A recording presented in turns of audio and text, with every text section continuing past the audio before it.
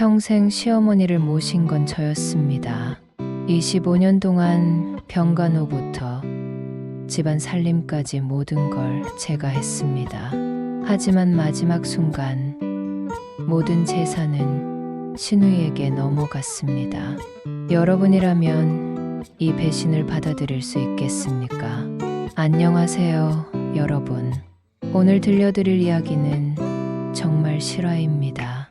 제 이름은 김미정, 올해 53세입니다. 저는 28살에 결혼해서 25년 동안 시어머니와 함께 살았습니다.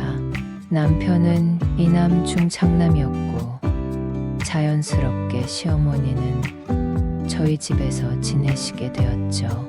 매일 아침 6시에 일어나 시어머니 식사 준비부터 시작해서 약 챙겨드리고 병원 모시고 가고 정말 하루 종일이 시어머니 중심이었습니다.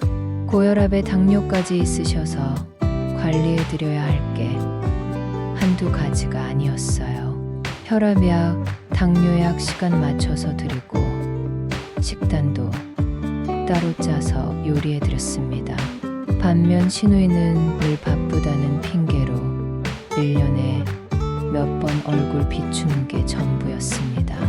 명절에도 잠깐 와서 인사만 하고 가곤 했죠.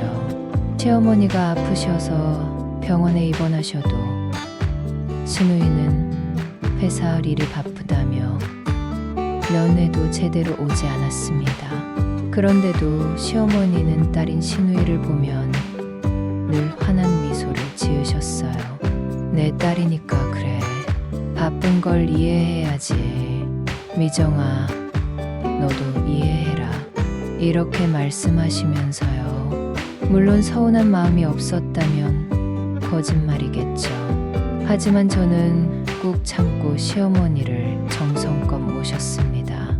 언젠가는 제 마음을 알아주실 거라고 믿으면서요. 시어머니도 제 정성을 모르는 건 아니셨습니다. 가끔 제 손을 잡고 이렇게 말씀하시곤 했어요. 미정아, 내 덕분에 내가 이렇게 편안하게 살고 있어. 정말 고맙다. 나중에 내가 죽으면 이 집도 내 재산도 다 내가 가져야 해. 내가 그럴 자격이 있어. 그런 말씀을 들을 때마다 그동안의 고생이 다 보상받는 기분이었습니다. 작년 9월에 어느 평범한 화요일 아침이었습니다. 평소처럼 시어머니께 아침 식사를 대접하려고 방으로 들어갔는데 어머니가 침대에서 일어나지 못하고 계셨어요. 말씀도 어눌하고 한쪽 팔에 힘이 빠진 것 같았습니다. 급히 119를 불러 병원으로 모셨더니 경미한 뇌경색이라는 진단이 나왔습니다. 다행히 생명에는 지장이 없다고 했지만 입원 치료가 필요한 상황이었어요. 저는 매일 병원에서 밤을 새우며 간병했습니다. 남편도 일이 끝나면 병원으로 달려와서 교대로 지켜보곤 했죠. 소식을 듣고 시누이도 급히 달려왔습니다. 남편과 저는 이미 병원에서 밤을 새우고 있었는데 시누이는 회사 일을 마치고 저녁에야 도착했어요. 처음 며칠은 모두가 시어머니의 회복만을 기원했습니다. 다행히 상태가 조금씩 호전되고 있었거든요. 그런데 일주일쯤 지났을 때 시누이가 저와 남편을 따로 불러서 이상한 이야기를 꺼냈습니다. 오빠, 형수, 엄마가 이번 일로 많은 생각을 하신 것 같아요. 혹시나 해서 말씀드리는데 엄마가 재산 정리에 대해 말씀하셨거든요. 저희는 깜짝 놀랐습니다. 시어머니는 아직 의식도 완전히 돌아오지 않으신 상태였거든요. 그런데 언제 그런 이야기를 하셨다는 건지 시누이는 계속해서 말했습니다. 엄마가 걱정이 많으신 것 같아요. 만약의 경우를 대비해서 미리 준비해두는 게 좋을 것 같다고 하시더라고요. 며칠 후 신우이는 변호사까지 데리고 왔습니다. 그리고는 충격적인 이야기를 꺼냈어요. 엄마가 입원하시기 전에 유언장을 작성하셨어요. 모든 재산을 제게 물려주시겠다고 하셨거든요. 남편과 저는 믿을 수 없었습니다. 왜냐하면 시어머니는 늘 저에게 고마워하시며 나중에 재산은 다 제가 가져야 한다고 말씀하셨거든요. 그런데 갑자기 유언장에는 모든 게 신우이 앞으로 되어 있다니. 유언장을 보여주는데 아파트, 땅, 예적금까지 모든 재산이 신우이 앞으로 되어 있었습니다. 제 이름은 단 한 글자도 없었어요. 남편이 소리쳤습니다. 이건 말이 안 돼. 어머니가 그렇게 말씀하실 리 없어. 이건 조작이야.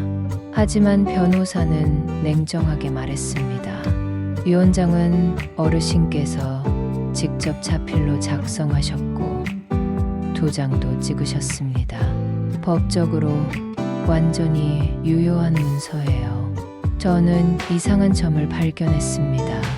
유언장 작성 날짜가 시어머니가 쓰러지시기 바로 전날이었는데 그날 시어머니는 이미 몸이 많이 안 좋으셨거든요. 그날 시어머니는 손에 힘도 없으시고 젓가락조차 제대로 드시지 못하셨습니다. 그런 상태에서 이렇게 긴 유언장을 직접 쓰실 수 있을까요? 게다가 서명을 자세히 보니 평소 시어머니 글씨체와는 너무 달랐습니다.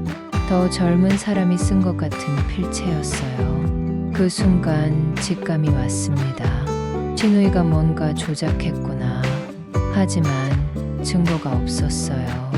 저는 계속 병원에서 시어머니를 간병했습니다.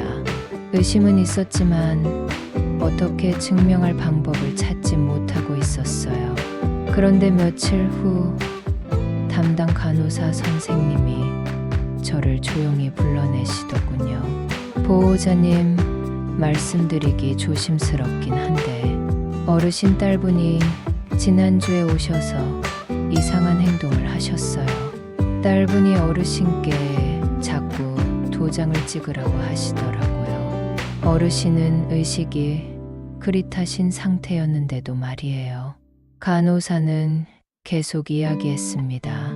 어르신께서 나중에 저한테 이상하다고 말씀하셨어요. 딸이 와서 자꾸 서류에 도장 찍으라고 해서 힘들었다고요. 그때는 별 생각 없었는데 지금 생각해보니 좀 이상한 것 같아서요. 그제야 모든 게 맞춰졌습니다. 신우이는 시어머니의 의식이 흐릿할 때를 이용해서 억지로 유언장에 도장을 찍게 한 거였어요. 저는 즉시 변호사를 찾아가 상황을 설명했습니다. 그리고 유언장이 위조되었을 가능성에 대해 문의했어요. 변호사의 조언에 따라 필적 감정을 신청했습니다. 시어머니의 평소 글씨체와 유언장의 글씨를 비교, 분석하는 거였어요. 시어머니가 평소에 쓰셨던 편지들과 일기장, 그리고 각종 서류들을 모두 가져가서 감정을 의뢰했습니다. 일주일 후 나온 결과는 충격적이었습니다. 필적 감정 결과 유언장의 글씨는 시어머니가 직접 쓰신 게 아니라는 것이 밝혀졌습니다. 더 정확히 말하면 시어머니의 손을 잡고 억지로 쓰게 한 흔적이 발견되었다는 거였어요. 저희는 즉시 유언장 무효 소송을 제기했습니다. 증거는 충분했어요. 필적 감정 결과, 간호사 증언, 그리고 시어머니의 당시 건강 상태까지 모든 게 신우이의 조작을 뒷받침하고 있었습니다. 법정에서 신우이는 계속 발뺌했습니다. 엄마가 직접 쓰신 거다. 나는 모르는 일이다 하면서요. 하지만 증거 앞에서는 어쩔 수 없었습니다. 결국 법원은 유 원장이 무효라고 판결했습니다. 신우의 계략은 완전히 드러나고 말았어요.